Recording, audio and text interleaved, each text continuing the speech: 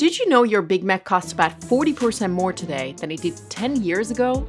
It used to be $4.29. Now it's around $6. Now take cereal prices. They're up 22% over the last 10 years.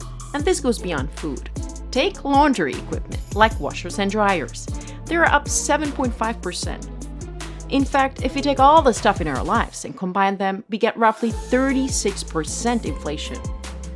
And yet, the Big Mac has become 40% more expensive. So what's so special about a burger? And why are fast food prices rising faster than anything else? Let's see what's driving your lunch bill higher, because what's happening on your tray tells a bigger story about inflation, trade, and the state of the American economy.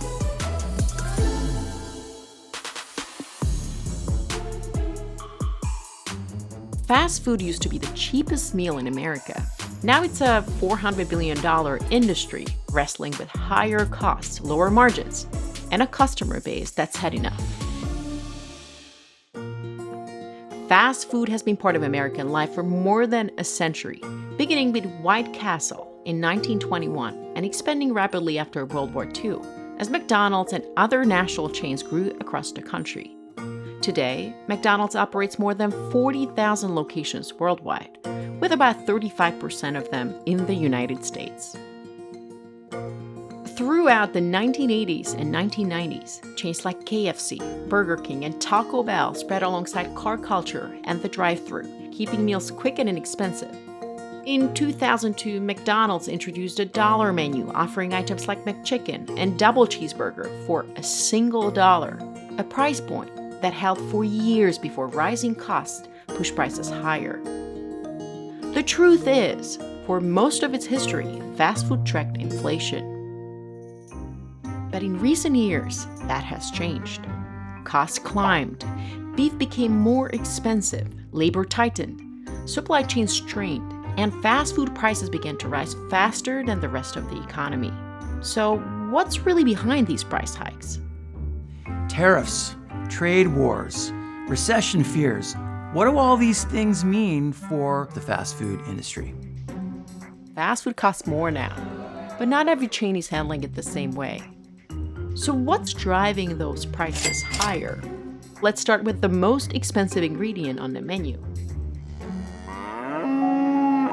Beef prices are at record highs, up more than 50% since 2020, and 14% just in the past year. Even the cows can't keep up.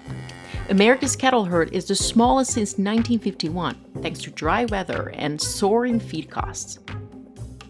The domestic inflation in commodity prices is definitely hurting the quick service operator. And so in the case of a Big Mac, burger prices, beef prices have gone up higher than inflation.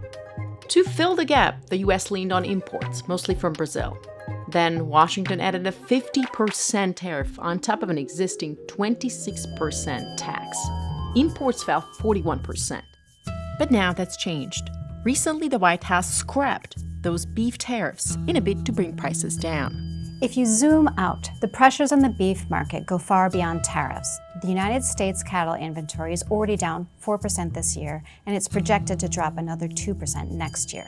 And yes, removing tariffs could make imported beef cheaper for restaurants and consumers. But it also puts more pressure on American ranchers who are already dealing with very high feed costs and shrinking herds. And now there's a new problem, Argentina.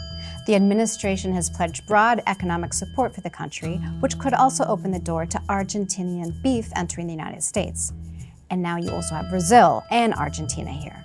That might help ease prices for consumers, but for American ranchers, it's more competition at the moment when they're already being squeezed. And the larger point is this. Even when tariffs are gone, industry leaders warn that beef prices could still climb towards $10 a pound, up from a little bit over $6 today, and that real relief may not come until 2027. Record beef prices have led costs to go up 15% for Burger King. They've also been dragging down sales at Wendy's and McDonald's alike. Shake Shack says paying for meat orders now eats 28% of its revenue. So even though their sales are holding up, their profits are dwindling. So what do you do when beef is too expensive? you change the menu. That brings us to the chicken play.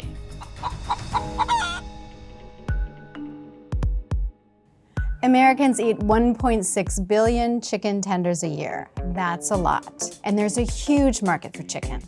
And chicken prices have gone up 4% this past year, while beef prices are up 14%. Chicken chains grew 9 times faster than burger restaurants last year, a $53 billion business that keeps expanding.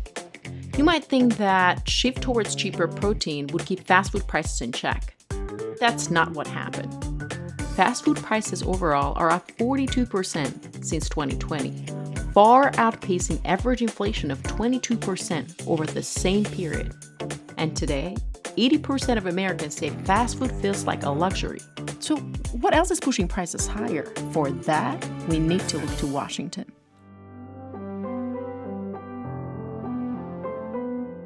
Things that are served in quick service restaurants need to be relatively fresh. So most of the supply comes domestically, and therefore most of the quick service restaurants are relatively immune, at least as it goes day to day, from tariffs.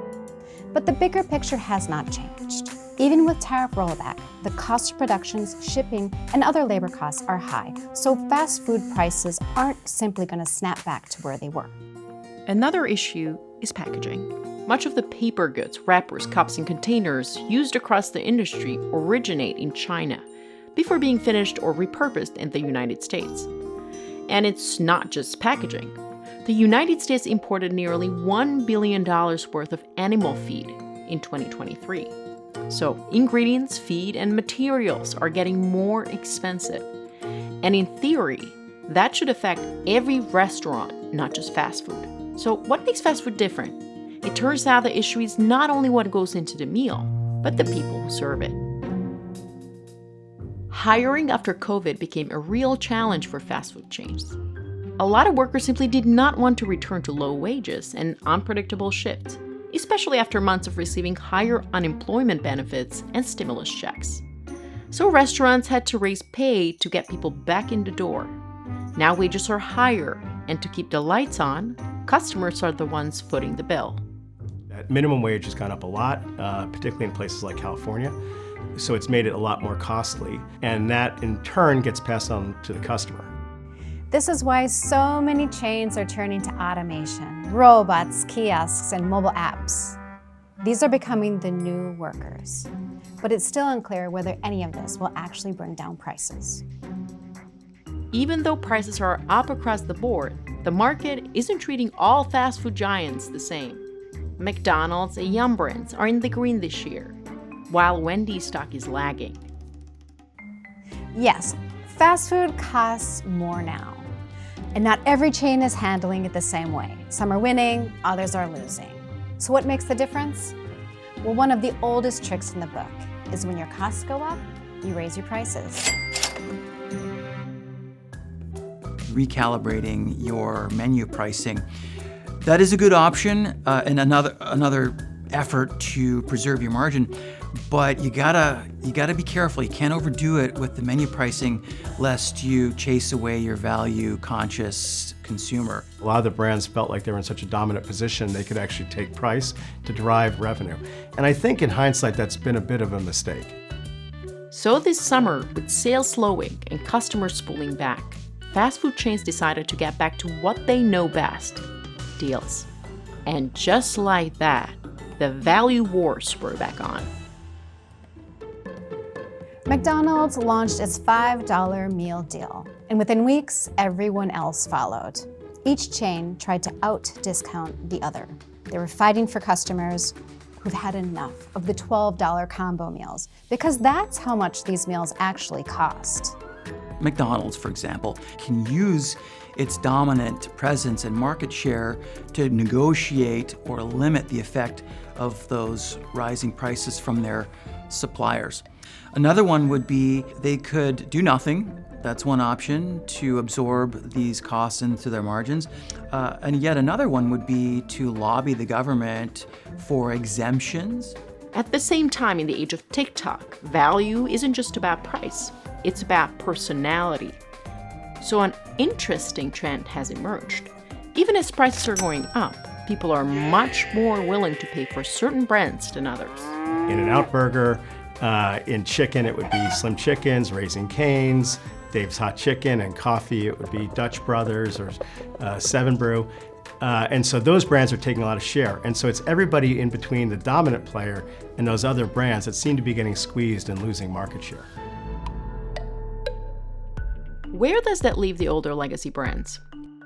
The Burger Kings, the Pizza Huts, the Kentucky Fried Chicken would be three good examples. It's very hard to kill a brand, but it's also very hard to get a brand growing again after it's had problems. So what does this mean for you and your wallet? Will your Big Mac ever be cheap again? The answer is likely no. At the end of the day, the value menu can't dodge macroeconomics forever. Cheap eats might look cheap, but deep discounts won't save profits when your imports like paper and packaging and animal feed, they keep getting pricier. And even if you're tariff-free, you still can't wing it. That's the truth.